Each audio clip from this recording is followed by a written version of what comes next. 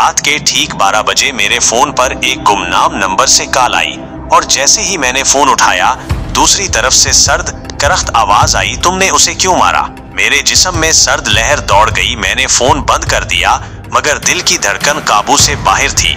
मुझे लगा किसी ने मजाक किया है, मगर अगली ही लम्हे मेरे फोन पर एक तस्वीर आई, एक लाश की, और वो लाश मेरे बेडरूम के फर्श पर पड़ी थी जहां मैं उस वक्त बैठा था। मैं चीखा, कमरे की लाइट ऑन की, लेकिन कमरा खाली था, कोई लाश नहीं, बस ठंडा फर्श और दीवारों से टकराती खामोशी।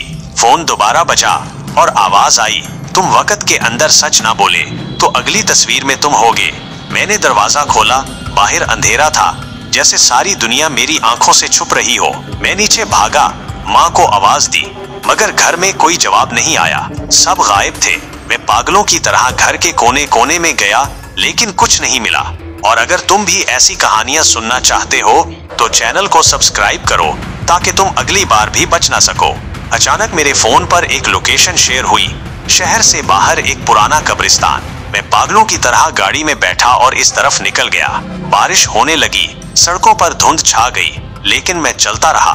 कब्रिस्तान पहुंचते ही फोन पर आखिरी कॉल आई, सामने देखो। कब्र के कुतबे पर मेरा नाम लिखा था, पैदाइश वही, मौत आज की तारीख। मैं पीछे मुड़ा और सामने वही लाश खड़ी थी, मगर अब वो जिंदा थी और वो मैं था। फोन मेरे हाथ से छूट गया, आंखें बंद हो गई, और जब दोबारा खोला कॉल दोबारा आ रही थी, इस बार तुम्हारे लिए।